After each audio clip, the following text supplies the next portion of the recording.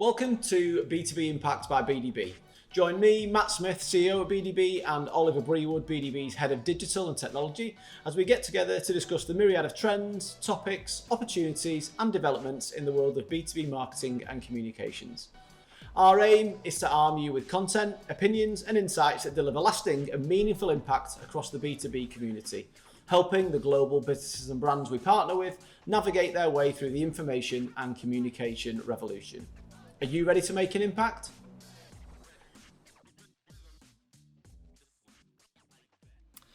Hi everybody, and welcome to this week's episode of the B2B IMPACT podcast. And this week we are joined by Mair, who is our head of content here at BDB, and we're here to discuss a reappraisal on the topic of B2B thought leadership, which links in very nicely to the relaunch of The Knowledge, for those that aren't familiar with it. So it's one of the key pieces of content we've produced over the last sort of 18 months, which took a bit of a pause during the pandemic, helping our clients continue to navigate the ever-evolving B2B marketing landscape. And thought leadership, I guess, is the topic that we're seeing crop up a lot across our clients and campaigns. And we wanted to take some time today to kind of flesh out that as an area of discussion, where it's cropping up, where we think clients can do better and perform better around it, and some of the issues maybe clients are having in authentically tackling thought leadership as an area for discussion. So, there's a lovely introduction that's been written for me, which I'm going to rattle off here for you now. But I guess for too long, we're seeing that thought leadership's been tacked onto marketing campaigns without any real investment into the very thing that makes it valuable, being unique thought, I guess is what we're really saying there. So thought leadership should be about doing something that truly leads from the front, with genuinely informative and or inspirational insights, and most importantly for me, original thought. The reality that we see across several clients and prospects and companies is that many thought leadership campaigns are falling flat, mainly because they're not doing this. Rather focusing on inflating egos, building personal profiles of individuals within business, or sharing superficial insights that are failing to actually showcase anything interesting or unique. Thought leadership should be coming deeper from within the organisation, being seen as a fundamental part of brand strategy, and that's why we're here today, to give it more of a reappraisal and see where we go from there. So, do you want to introduce yourself, Holly, or is head of content enough? Sure. Hi everyone. Really happy to be here with you guys today talking about thought leadership. I think, like you said, Matt, one of the reasons we wanted to talk about it today is because it's something, particularly at this time of year as we head into planning stage, that we're frequently presented with by clients. It's this thing that they want to do, and I think it's often highlighted as a goal, but without really thinking about why. It's just kind of this buzzword that people think they have to incorporate into their campaigns. I think the key thing as well is that we see examples across, you can almost see it as a spectrum of thought leadership. So we've got those right at the start who really need help in identifying what those topics are that they can credibly talk about and own. Yep. And then you've got others who know who their experts are within their organisation, but really need help in crafting those opinions and stories into compelling content. Yep. And essentially helping them find the white space, and whether we're actually really saying something new and interesting, or if it's just adding to the content clutter that's out there. So yeah, a big variety in the types of challenges that we see. When did you see it first starting coming to the forefront as a term, or as a personal, it's your personal take on it, but when did clients start speaking about thought leadership? Because it seems like a topic for me that's cropped up in the last 5 years, would you say, or something like that? In the sense of clients wanting to be a thought leader, or wanting to define themselves as that. Is that something that you're seeing in terms of it's quite a recent-ish development still, I would say? Yeah, I guess it's with like the rise of social media, is the ability to get out there and share your opinion more easily. I guess blogs probably came out in, I'm going to hazard a guess, at like 2004, that sort of era, and the big rise of blogs. But I guess social media has really helped to give thought leaders, as they were, a voice in the space. And I guess in the B2B space, that's more LinkedIn. So I feel like we're talking about sort of 2010 onwards, and therefore it makes sense that, in the last sort of few years, it's got a lot more prominence. And in terms of clients coming to you and saying, right, we want to be positioned as a thought leader, or we want to build thought leadership into one of our campaign plans or marketing strategies, what do they mean when they say that to you? How do they define it? Because obviously there's a technical definition for thought leadership. What do they... Can I tack on a question to that, which is, from your perspective or a client perspective, what's the difference between thought leadership and content marketing? Is thought leadership a type of content marketing, or are they completely separate? How do you categorise them? Yeah, I think that's a really interesting question, and I think the answer is that it really varies in terms of what clients mean when they say thought leadership, which is where from our side it's up to us to dig a little bit deeper in terms of what they're actually wanting to achieve. I think in terms of differentiating thought leadership and content marketing, I think there's some schools of thought out there that see thought leadership as a content type. Okay. In my opinion, that's really limiting the scope of what thought leadership can achieve, and it's a discipline in itself. And to me, I think one of the best ways to think about it is really as a mindset. Okay. And that ties into really the importance of embedding it within an organisation. It's not just a type of content that we're adding into the marketing mix.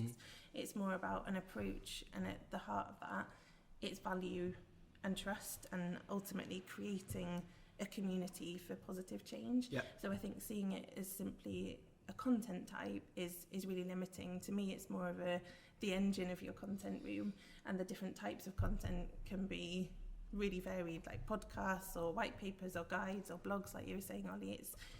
It's not one specific type of content. I think that ties into the fact it's got to be a sustained effort in the sense of it's not just a spiky piece of content, as you say, or a moment in time. If you want to be seen as a go-to person within your industry, or a voice of authority within your industry, that has to be a sustained effort that weaves all the way through your marketing campaign and strategy, not just, as you say, a spiky piece of content, as you say. Absolutely. One of the things that's touched on within the knowledge itself, in terms of the edition that we touch, is can only people be thought leaders, or can businesses be thought leaders, or is it a blend of the two? What's your respective opinions on that? I think we'll all be able to think of examples of individuals out there who are thought leaders, either because we follow them or just because they're so prevalent that everybody globally is likely to know them. I guess within that you've got the likes of Stephen Bartlett, Gary Vaynerchuk, people that are just constantly out there sharing their advice, their guidance. So I think from that point of view, when I think thought leader, I usually think individual first. I know when we were chatting yesterday, Holly, we were talking about companies too, and you have some examples of companies that could fit in that space as well. Yeah, I think one of the examples that springs to my mind, I think actually the point to make first, if you think about brands that are doing it well, I honestly struggle to think of any, particularly in the B2B space, and I think that speaks to the extent to which thought leadership really is an art. I think one of the brands that are forefront in my mind is IBM. I was listening to a podcast with them actually on the way in this morning. Timely. Very timely.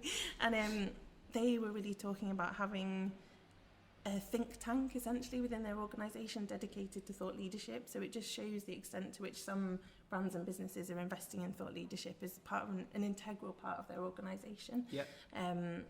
But I think from an individual perspective, you can have more than one thought leader within your business. And I think the other key point there is considering that not all thought leaders look the same. There are different types of thought leader, and I think that's where some of the confusion can creep in sometimes, particularly from a client perspective. So what's the difference between, I don't know, a subject matter, for example, and a thought leader or an influencer? There's different kind of levels of thought leadership, and they all have a role to play. That was something I was going to jump into then, which is completely off piste, just like I like to do during these things. But if you're mentioning Gary Vee and Steve Bartlett and the confusion between thought leadership and influence, I think that's quite important as something that gets confused quite a lot. Because even Gary Vee and Steve Bartlett as examples, I could form an argument of influencers rather than thought leaders. Because if you listen to a lot of what they actually say, it's not a unique opinion. It's not particularly groundbreaking things. You know, telling people to buy and sell stuff and go to a thrift store, and it's not particularly anything interesting or unique that they're saying. But there's a volume-based metric to it, which obviously gets them the traction and gets them the coverage and gets them the followers.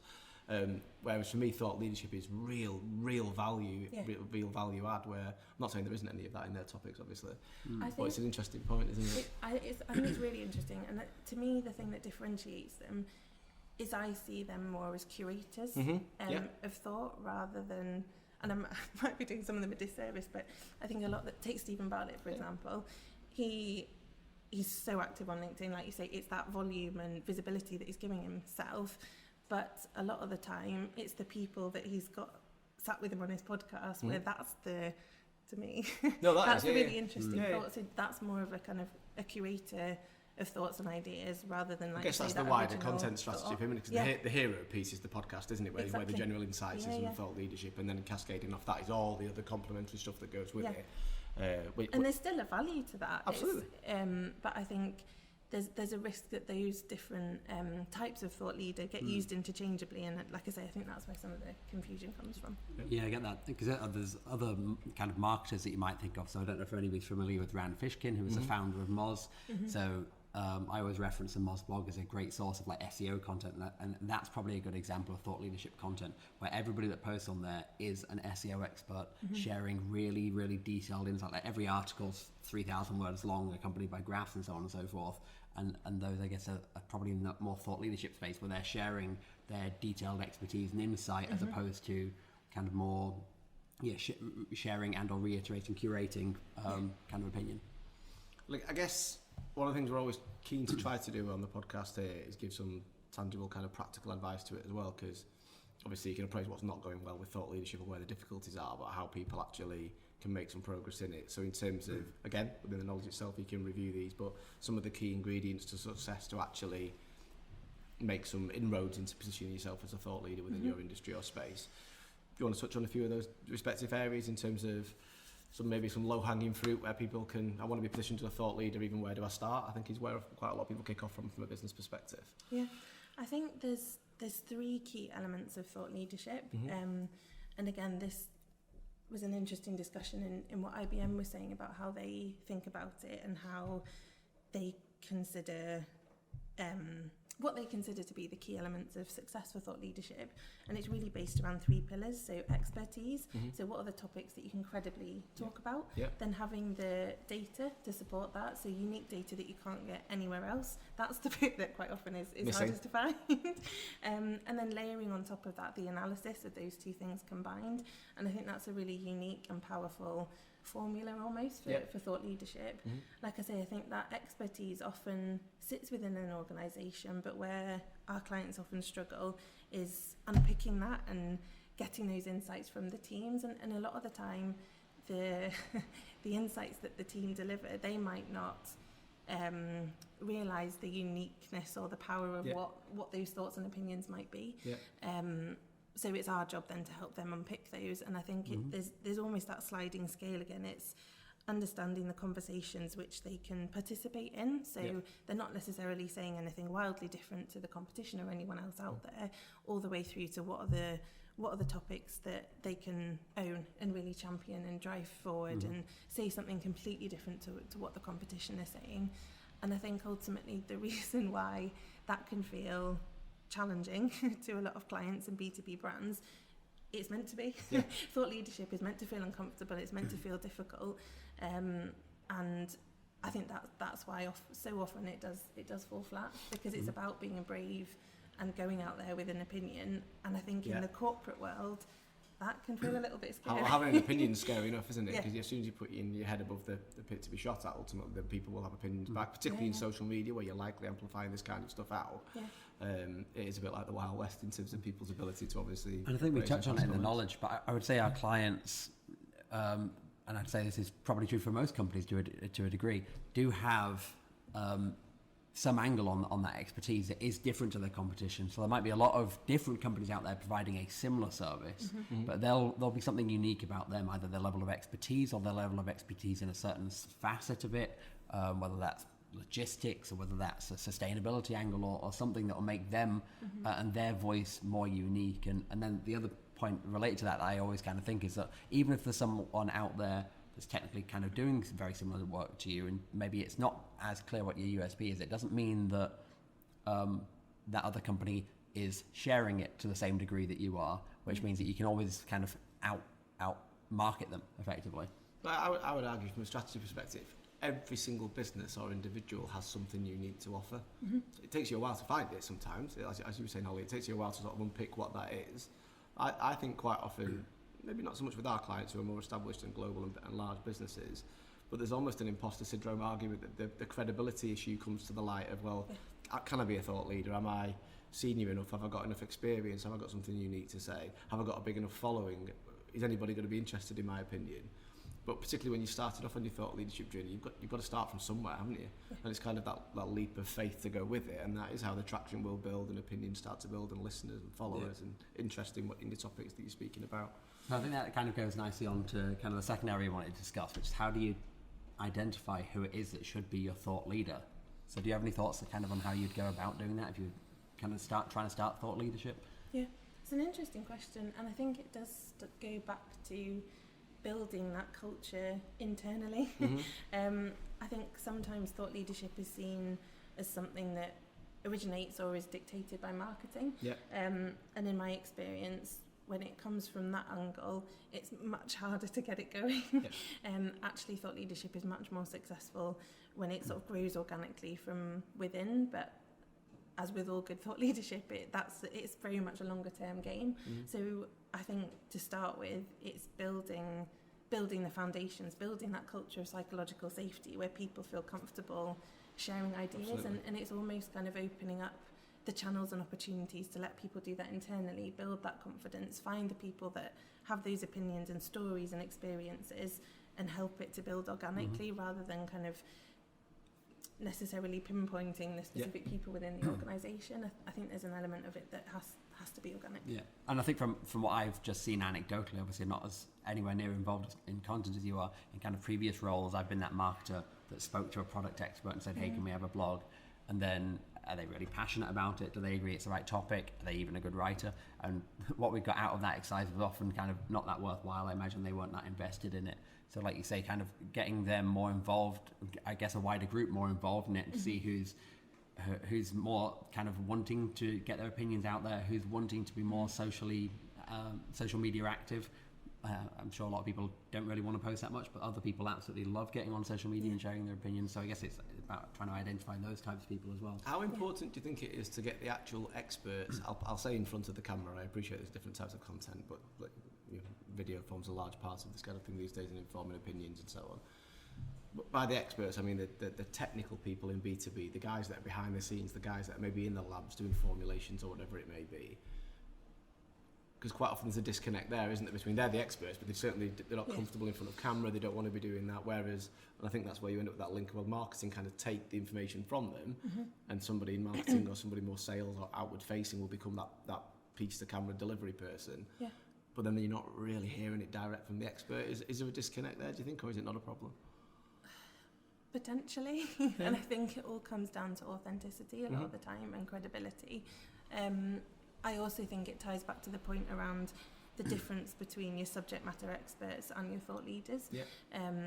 People like you're saying, potentially those who work in, I don't know, in R&D capacity or who are very involved with customers on the front line, essentially, who do really have that understanding of the problems that customers are facing. Again, I think they're almost the kind of curators of that experience and knowledge and opinion. So they can still play a role in a thought leadership program and initiative without having to be that, I guess, what am I trying to say? without trying to be that public figure, I guess, for an organisation. There's a role for them to play. That's where the nervousness kicks in for people, isn't it? I think it comes down to what the personality type and the profile of the individual. So I know in one of my previous roles where is working within tech, then the actual developers that worked in the R&D department were probably not people that in general would want to be kind of out there doing videos and stuff like that. But the lead of that team, who was the head of R&D, was very vocal, and he was always sharing different opinions on social media about upcoming technology trends and so on and so forth, that made him the ideal person for that. But he kind of almost self-identified as that because he was just out there doing it on his own without any prompting. So then I guess in that case, the key thing would be to work with him to help understand and craft a kind of wider communications plan as opposed to it just being something that was a solo initiative. And in the talking points and prompts that were perfectly prepared for me here, one of the things it references, and I'm going to say this, I don't know if this is a mistake or not, which makes it an interesting talking point, is to be a thought leader, you need a big social media following. Do you?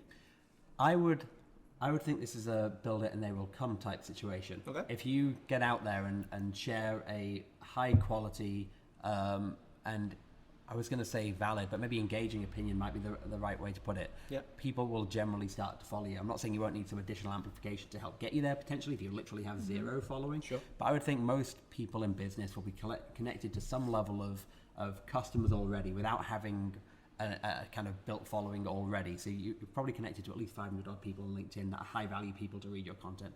So I'd say from that point of view, I think anybody can get out there and start sharing stuff. Do you think it's a chicken and egg situation? By that I mean, some people might think they have to have the following to be a thought leader, or is it don't worry about the following, crack on with your thought leadership kind of strategy and let the following build behind you? I'm not sure. I'm not sure if that's a concern or not. Potentially that could be something that crosses the mind, but I'm fairly confident. You hear it a lot though when people are appraising, well, I can't be the thought leader, I've only got so many followers. I can't be the thought leader, I've only got so many connections. And you're like, well, that actually shouldn't be the point, in my opinion. Because the people that were big followers are the ones that get out there, share, like we were talking about before with the likes of Gary Vaynerchuk. God knows how many pieces of content he's putting out a day. Yep. It's all about that consistency, about it's the also, volume. It's also sort of like that, not just him. Yeah, 100%. There's a huge team. Well, when you get to that people level, like when you got to that level, you do need a team behind you. But I think, I guess that can be done anyway, to have marketers behind you to help crafting some of the messages, to save time, if nothing else. I guess to the final points to kind of touch on, just to round it off, I would say one of them is around buy-in. So it's really important in any marketing strategy, in any communication strategy, to have buy-in from senior leadership, C-suite, the budget holders, however you want to look at it. Do you think it's easy to buy into thought leadership in the early stages of the journey? I guess once you've established and you're running with it and you can see the tangible benefits from it, clearly different. But if you're thinking about getting into thought leadership, or maybe you're early on with it in the first few years and really trying to embrace it, do you think that's one of the kind of lines in the marketing strategy that's going to be under more scrutiny from the C-suites or the senior people? I think so, particularly because, and again, this is something that's been talked about massively around in thought leadership circles, is around how do you actually measure the impact of ROI, of thought leadership. And I think in a climate where marketing budgets are being scrutinised and the leadership teams want to see ROI, and they want to see the impact of the investment that's being put into marketing campaigns, thought leadership is one of those that can be harder to justify or prove, and particularly as well because it's very much a longer term game if it's done right. One of the interesting things that IBM was saying, they've done a big research project into how can we show the impact of thought leadership. They've done a really rigorous piece of research, and what they found is that thought leadership can deliver an ROI of 156%. Wow. When if you think about, for other standard marketing campaigns, they were estimating about an ROI of 9 to 10%. So if you think about it like that, the potential impact of thought leadership is massive. But for the majority of businesses, actually, until now, trying to prove that has been incredibly difficult. So I think even having those kind of statistics at hand to be able to show, look, if we invest this time and effort into it, because it does take time and effort, these are the kind of results that we can expect. I think you can end up in a situation where if you're going into this quite naive, you could think, well, we'll put this blog online or this post on social media and we'll see how many leads we get off the back of it. You're not likely to, realistically. Not off that one, and maybe you do, but you might not even know, because that person might just see the post, look you up online, and then end up coming through those channels. But I think even from our own point of view with the content that we put out there, I think one of the really high value things, which isn't a measure you can hold up there, but it's that anecdotal, kind of more qualitative and somewhat sporadic feedback, which shows the right people, in our case our clients, are receiving our content, are engaged with our content, are enjoying it and are valuing the expertise that we're sharing with it. And we know that from being invited to additional calls that we might not have been otherwise, because we've talked about a topic that's of interest and relevance to them at that time. Yeah, absolutely. I think, to me, the real power of thought leadership, which is why I get so excited when clients come to us and they want to talk to us about it, is it really is an enabler for strategic conversations with their customers and their end customers. And I think the power of that can't be underestimated. It's hard to show that tangible value, but actually unlocking something where they're essentially positioning themselves as problem solvers, which is a lot of what we're doing. But don't you think on that point, because I was trying to hold my point in my head because I tend to forget them all of a sudden on these podcasts, but it was more in relation to that point exactly. The alignment between sales and marketing is crucial in thought leadership, because again, there's a big disconnect there that it is mindset, even if it's a sustained piece of your marketing strategy, you've got several pieces of content going out over a period of time, you're starting to build that traction. If the people at the coal face, who are your salespeople who are out in the field speaking to people, don't know how to utilise that information, don't have it with them, don't reference it, don't say, did you see this piece of content? And I think you see a big disconnect there. The salespeople just aren't using the content, maybe aren't even aware of some of the thought leadership pieces that are going out, other than seeing things pinging around on LinkedIn or social media tractions.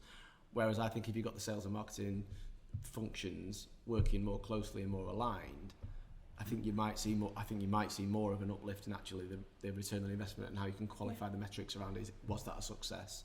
If you can say yes, well, they saw this piece of content, that led to kind of a conversion further down the line potentially. So, and I think when we're talking about rethinking or reassessing thought leadership, it is considering it within the context of that buyer journey. I think there's no doubt or question over the impact it can have on the top of the funnel. But actually, how powerful could it be if we're thinking about it across that entire buyer journey and also involving the relevant people across those different stages as well? Absolutely. Yes, I suppose every piece of content has got multi-purposes as well, hasn't it? So the piece of content that's put out, whether it's put out on a company blog or on social media, is going to impact your search. So that's going to be primarily or potentially top of funnel. Could obviously be anywhere in the funnel, but potentially top of funnel. You've then got people that are actually already connected to you, customers. So that's kind of more in that resale cycle of the funnel. And like you say, sales teams being able to repurpose it as well. So you're getting content and opinions out there throughout that buyer journey.